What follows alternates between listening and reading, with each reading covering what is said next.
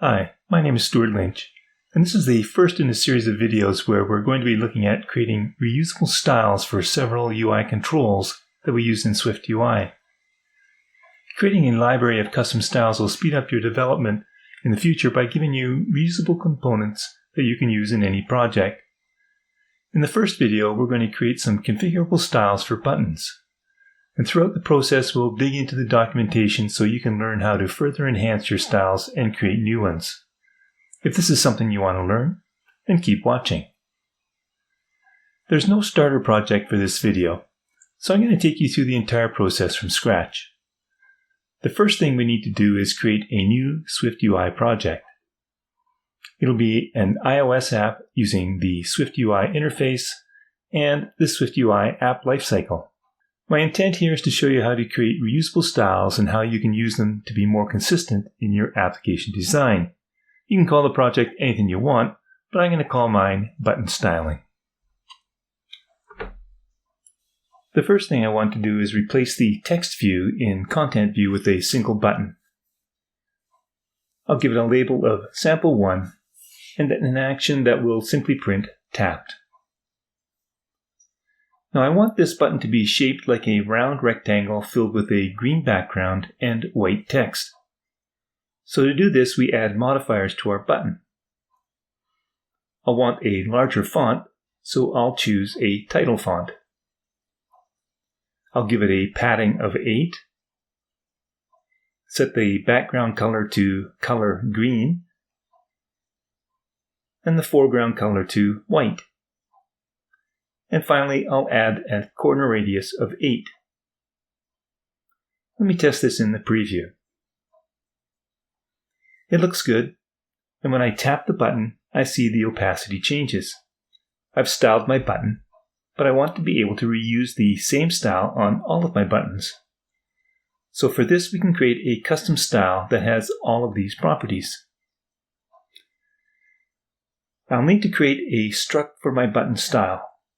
And in development, when I'm testing new things out like this, I like to keep my code all in the same file and then move it to its own file after I'm satisfied. So that's what I'm going to do here. This button is a filled rounded corner button style. So that's what I'm going to call my struct. In order to use this as a custom button style, we have to conform to the button style protocol. When we do this, we get an error that we are non-conforming to this protocol. And if you let Xcode fix this for you, it's not very helpful. This is not what we want. If we option-click on button style and then go to the documentation, we see that to configure the button, we have more information on how to configure it, and we'll come back to that. What I'm interested in is how to get the view. And we see that it requires a makeBody function. And this function returns a view that returns the view that represents the body of the button. So let's create that function in our struct. We find that since it now conforms to button style, the makeBody comes up in code completion. There's an argument called configuration, and it returns a view. If for a moment we ignore the argument called configuration and just return a simple text view like this, a text with the string button, I'll go back and I'll cut out the modifiers, and I want to keep them on my clipboard as I'll be using them shortly. Now, as a modifier to this button, I can add the button style modifier, passing in an instance of this new filled round corner button style struct. Now notice how the label of our button has been replaced by that entire text view that we created.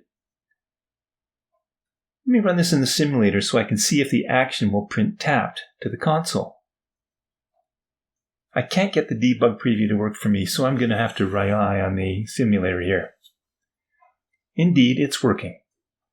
However, this label is not what we want.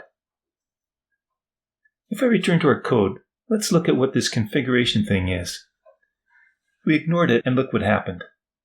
I suspect that it must contain our label. And I see that by option clicking on Configuration and then on the Button Style Configuration link, it brings up the documentation. It's a struct with two properties: the label, which is the label for our button, and a Boolean property that indicates whether the user is currently pressing the button. So let me return to our code, and I'll return the configuration.label property instead of our text view. Let's see what happens. Brilliant, we get our label for our button as before. However, since this is a label and it is a text view, we can add modifiers. Remember, we just cut them out? So let's just paste them here then. Great, we have what we want. Let me run this one more time in the simulator and see if we still get our output. We do, but do you notice something wrong? There's no indication that we're tapping the button. There is no change in opacity like before. And this is where the second configuration property comes in, the isPressed property. It tells me that the user is tapping on the button, and if we know that, we can set the opacity of the button based on that value. So back in our modifier, we can simply use the ternary operator on configuration.isPressed to set the opacity. If it is pressed, we'll set it to 0.5, else 1.0. Testing this in preview now, we see we have our desired effect. Now let's embed this button in a VStack and add a second button to which we can apply that same style.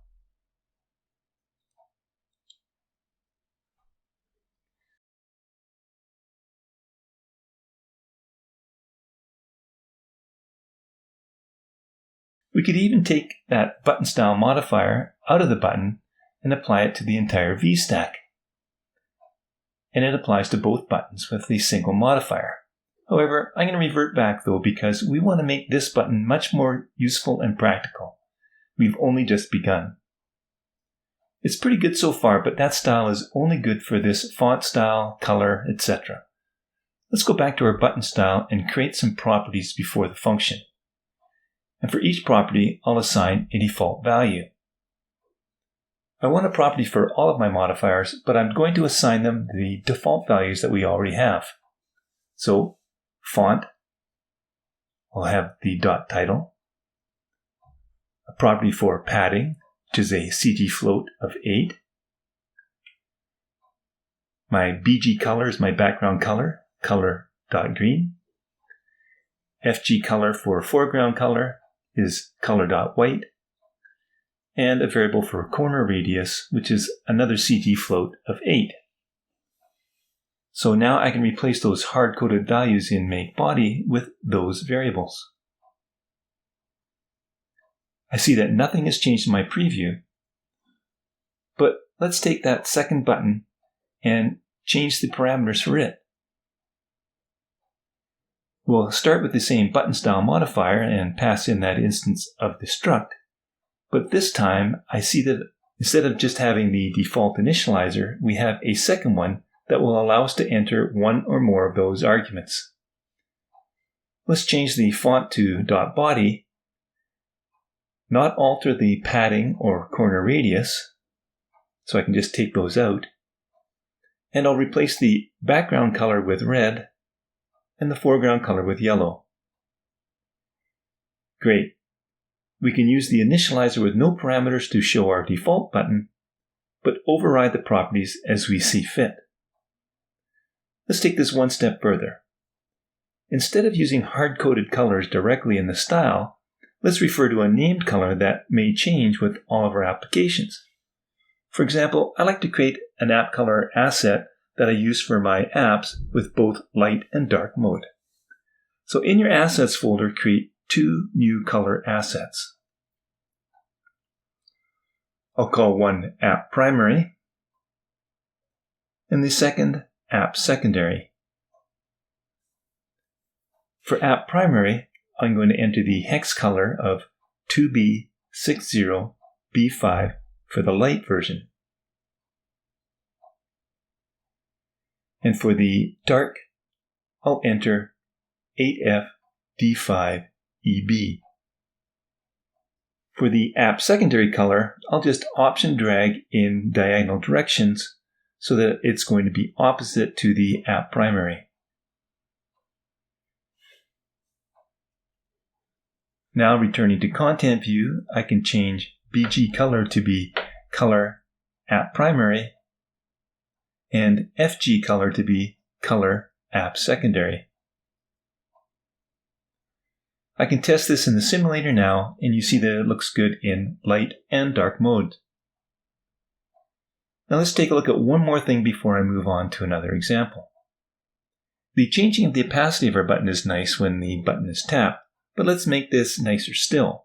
We can scale the button when it's tapped. We can add a scale effect when our configuration is pressed in addition to or instead of our opacity.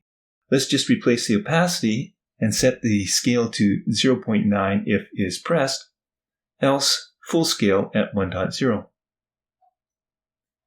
I realize now that I've placed this modifier in the wrong location. Right now it applies only to the label and not the modifiers. So let's move it down to the bottom of our modifiers. Testing now, it looks okay, but I don't like how this scaling is so abrupt. We can fix that by adding an animation modifier as well, and I like to use the spring animation. If I test now, much better. I think we have done enough of this button style, but I want to do more. So let's move this one now into its own file. I'll cut this out of here and keep it on my clipboard. I'm going to create a new Swift file, and I'll call it Custom Button Styles. I need to change the import to SwiftUI and paste in that custom style now. I'll be able to add more custom styles to this file, but I'll design them first in Content View. I'm going to create a style that has some more customizations and configuration options. And this button will be used on all of my modal type dialog boxes.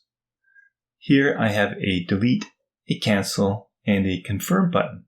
And I want to use a single custom style that will handle that for me in either light or dark mode like this. Or maybe even have an option of including an icon. So let's start with the buttons first and see how we might handle this.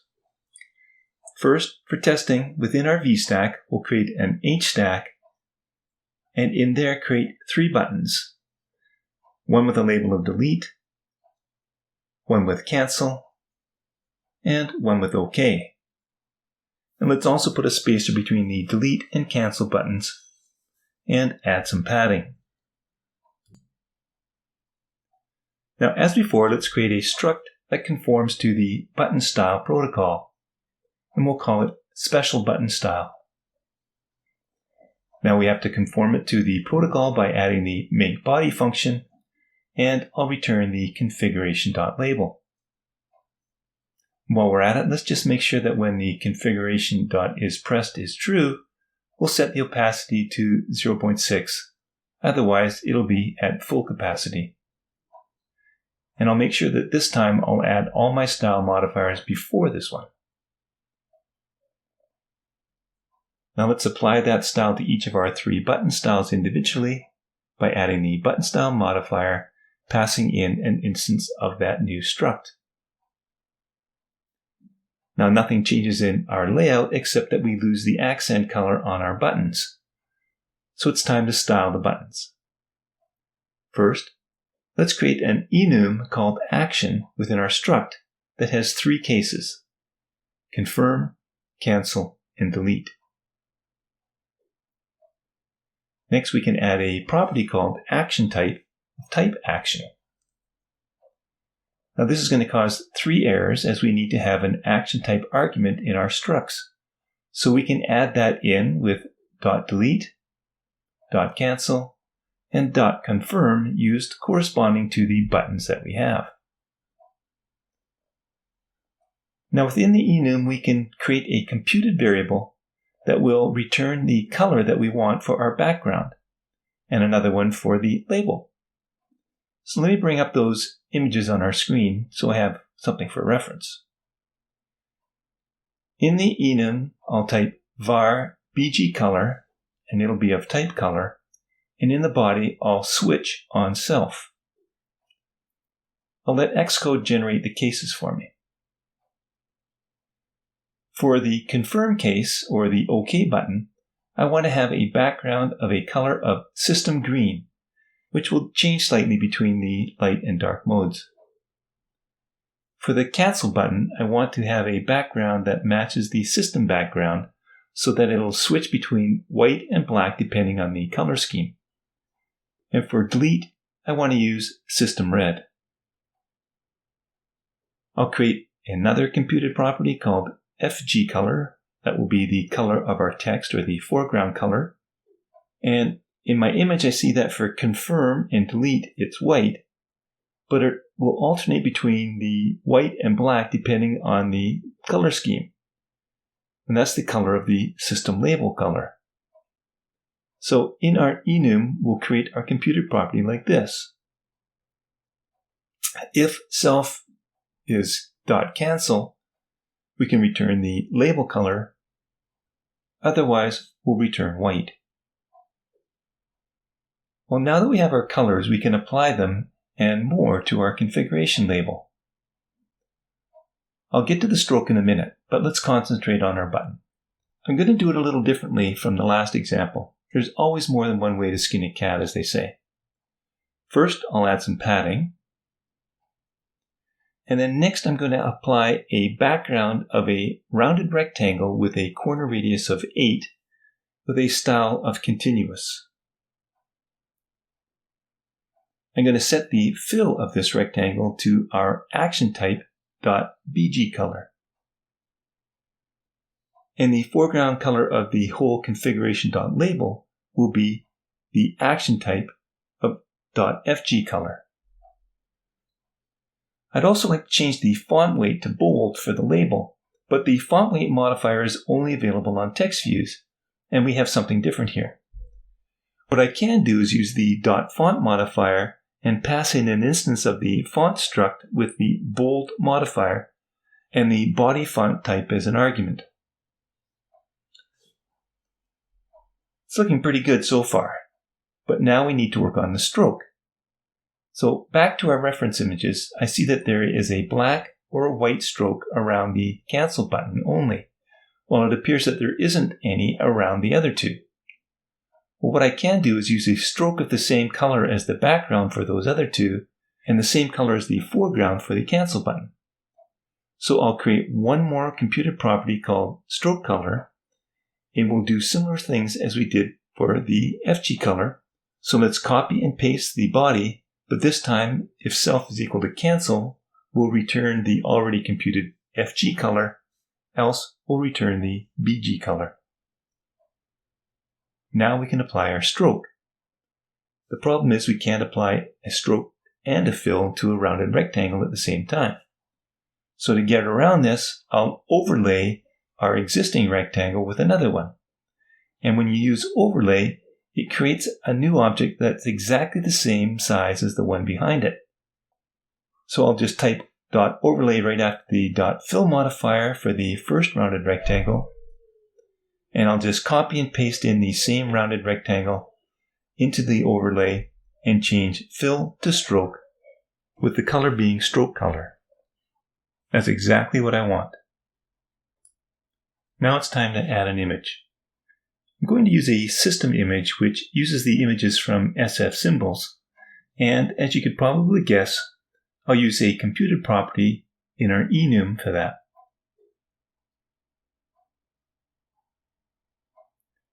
For confirm, I'll return an image with the system name of checkmark.rectangle.fill. For cancel, the image will be clear.fill. And for trash, it's trash.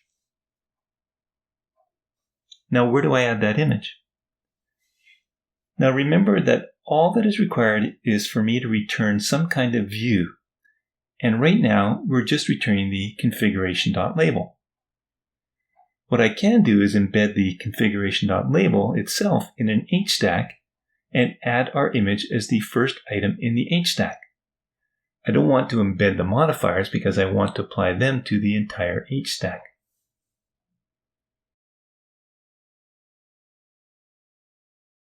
Great, I like the button on delete and OK, but I'm undecided on the one for cancel. I want that to be an option. All I need to do is add another Boolean property, and I'll call it withImage, and default it to true. And then within the H stack, I'll conditionally show the image depending on the value of withImage. Nothing changes because our default value is true. However, we have this new argument, and if we want, we can add it to our code. And I'm going to do that for the button style for the action type cancel and set it to false. Done.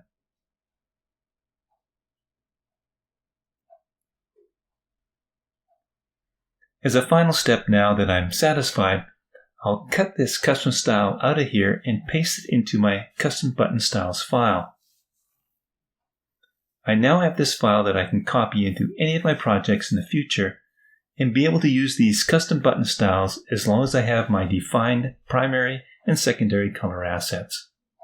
I hope you see how useful this can be for you and your projects.